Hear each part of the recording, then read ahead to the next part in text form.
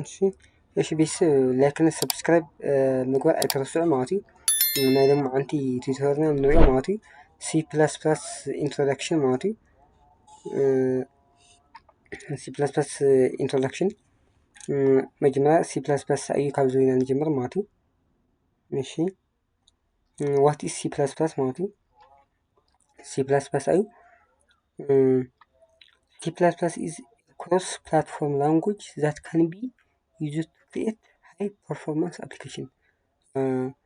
C++ ማለት a cross-platform language ሆኖ ክሬት ምግባር ይሕግዘና ማለት እዩ high-performance applications ክሬት ምግባር ይሕግዘና ማለት እዩ ካሊእ ከዓ ዓፅሉ C++ was developed by Bjorn Stroustrup as an extension to the C language ማለት እዩ ስለዚ C++ develop ዝኾነሉ ባጃርን ማን ኾኑ is an extension to the C language ማለት እዩ ካብ extension C language develop ተገይሩ ማለት እዩ እሺ ወፅል ከዓ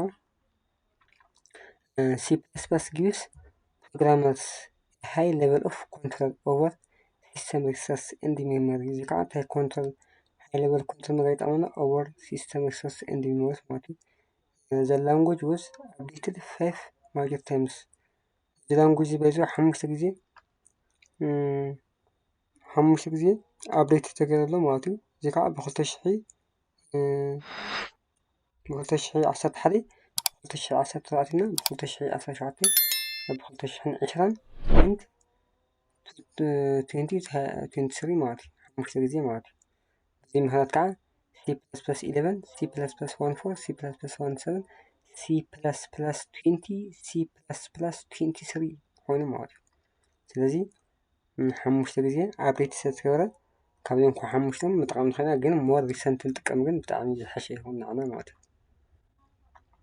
እዩ እሺ ቤተሰብ ላይክ እና ሰብስክራይብ እናገበርኩም በተለይ ሰብስክራይብ ክትገብሩም ቀጥታ ዝልቀቁ ወይ ከዓ አፕሎድ ዝገበሮም ቪድዮታት ንክበፅሑኩም ይሕግዘኩም ማለት እዩ ላይክ ከዓ ንዓይ መበረታትዒ ይኾነኒ ማለት እዩ እሺ ቀፂሉ ከዓ why use C++ ንምንታይ ንጥቀም ባይዘ C++ ጥቕሙ እንታይ እዩ እንታይ ጥቕሚ ስለለዎ እዩ ንመሃር ዘለና ማለት እዩ እሺ C++ is one of the world's most popular programming language C++ ባይዘ ካብቶም ኣብ ዓለም ብጣዕሚ ፍሉጣት ዝኾኑ ፕሮግራሚንግ ላንጉጅ ሓደ እዩ most popular programming language ማለት እዩ C++ can be found in today operating system graphical users interface and embedded systems በጣም ነውሲዲ ማለት እዩ can be found in operating system graphical user and embedded system ማለት እዩ found ይገበና ማለት እዩ C++ is an object-oriented programming language C++ object-oriented programming which gives a clear structure program and allows code to be reused code ግን ይህን ንኽትጠቀመልና lowering development costs ማለት እዩ C++ is portable and can be used to develop applications that can be updated to multiple platforms ባይዘው C++ portable ኮይኑ application develop ምግባር ይሕግዘና ማለት እዩ and can be multiple platforms ከዓ ብጣዕሚ ብዙሓት ዝኾኑ ፕላትፎርምስ ከዓ updated ምግባር እውን ይሕግዘና ማለት እዩ እሺ C++ is fun and easy to learn C++ ብጣዕሚ ፈን እና ንምምሃር ከዓ ብጣዕሚ ቀሊል ማለት እዩ C++ is close to C, C hashtag and Java it makes it easy for programmers to switch to C++ and vice versa እሺ ቀፂሉ ከዓ difference between C and C++ አንዱ ተናዮ C++ develop ዝኾነ ካብ an extensional C language ማለት እዩ እሺ ቤተሰብ ላይክ እና ሰብስክራይብ ምግባር ኣይትረስዑ እሺ ኣፈላልምታኡ difference between C and C++. C++ was developed as an extension of C, and both language have almost the same syntax.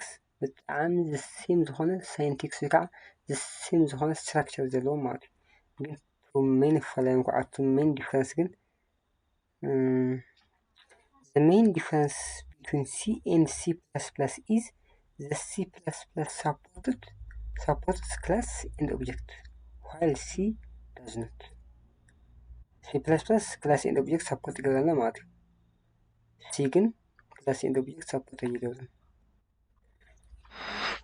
እሺ ቀፂሉ get started ማለት እዩ አጀማመር ማለት እዩ። በቃ አቶም መእተው ማለት እዩ። This tutorial will teach you the basic of C++. When you are finished with this tutorial እንድሕድኹም you will be able to write C++ programs. በእርግጠኝነት ተዘጋጅየኹ ቱቶሪያል እንድሕወዲኹም you will be able to write programs. በቃ programs ንምጽሓፍ ብቑዓት ትኾንኩም ማለት እዩ። and create real life example. እዚ ከዓ create በቃ real life example create እውን ክንገብር ኢና ማለት እዩ። እሺ it is not necessary to have any prior programming experience. C++ ክንማር ከለና በዚ ምንም ዓይነት ኤክስፐሪንስ የድልይ በቃ ካብ ዜሮ ኣልዒልካ ምምሃር ይከኣል። it is possible to learn starting from zero ማለት እዩ። ካብ ዜሮ ኣልዒልካ ምምሃር ይከኣል። ምንም ዓይነት ፕሪሪኮስት የብሉን ማለት እዩ። እዚ ከይመረኻ C++ ክትማር ኣይትኽእል ዝብል ነገር የለን ማለት እዩ። ታዲያ ካብ ዜሮ ኣልዒልካ ምምሃር it is possible ማለት እዩ። እሺ ቀፂሉ ከዓ እዚኣ NB እዚኣ ልብወልዋ write the following C++ code and save the file as my first program.cpp file then save file as ማለት እዩ። እዚ ኣብ C++ ኮድ ከዓ C++ ፕሮግራሚንግ ክንሰርሕ ከለና ፋይል ኔም ዶት ሲፒፒ ከዘውዚ ፋይል ኔም ናጋጠም ኮይኑ ማይ ፈረስት ፕሮግራም እና ማለት እዩ። ዶት ሲፒፒ እና እዚኣ ማይ ፈረስት ፕሮግራም ፋይል ኔም እያ ማለት እዩ። ፋይል ኔም ዶት ሲፒፒ ማለት እዩ። እዚኣ ዝተፈላለዩ ኤግዛምፕል ክሰርሕ እየ ኤግዛምፕል 2 ክሰርሕ ከሎ ለምሳሌ ኤግዛምፕል ዶት ሲፒፒ ለምሳሌ አርትሜቲክ ኦፕሬተር ክሰርሕ ከሎ ብሕፃተ ቃል አርትሜቲክ ኦፕሬተር ዶት ሲፒፒ ማለት በቃ ንስራሕ ዘለና ሰሜሽን ተኾነ ሳም ዶት ሲፒፒ ንብልና ማለት እዩ። ፋይል ኔምና ዶት ኢልና ሲፒፒ ክንብልና ማለት እዩ። ከምዚ ቅድሚ ሕዚ ኣብ HTML ክንሰርሕ ከለና ፋይል ኔምና ዶት HTML ንብለና ኣብ C++ እውን እዚ በቃ እዚ ግድን ማለት እዩ። እዚ ፎርም እዩ በቃ ደንቢ ናይ C++ ደንቢ እዩ በቃ ፋይል ኔምና ዶት ሲፒፒ ክንብሎ ማለት እዩ። እሺ ቀጻሊ ከዓ ቀጻሊ እንትና C++ ሲንታክስ ወይ ከዓ C++ ስትራክቸር ማለት እዩ። ስትራክቸር እንታይ ዝመስል ንርኢ ማለት እዩ። እሺ ሃሽታግ ኢንክሉድ ስትሪም አንግል ብራኬት ኦፕንና ክሎዝ አንግል ብራኬት ዝተዓፅኦ ስትሪም ማለት እዩ። እዚ ተማት ባይዘ ቱ ወርክ ኢንፑት ኤንድ አውትፑት እዚ ናዚ ፋንክሽን ናይ ኢንክሉድ ናይ ስትሪም እንታይ እዩ ኢንፑት እና አውትፑት ንክሰርሐልና ማለት እዩ። ንክሰርሐልና ማለት እዩ። እሺ ቀፂሉ ዩዚንግ ኔም ስፔስ ትዲ ማለት ከዓ ማለት ኔም ኦፍ ኦብጀክት ኤንድ ቫሪያብል ማለት እዩ። ኔም ኦፍ ኦብጀክት ኤንድ ቫሪያብል ፍሮም ዘ ስታንዳርድ ላይብረሪ ማለት እዩ። ቀጥላ ኢንት ሜን ፋንክሽን ኣብዚ ኢንት ሜን ፋንክሽን ንጥቀመሎም ውሽጢ ማለት እዩ።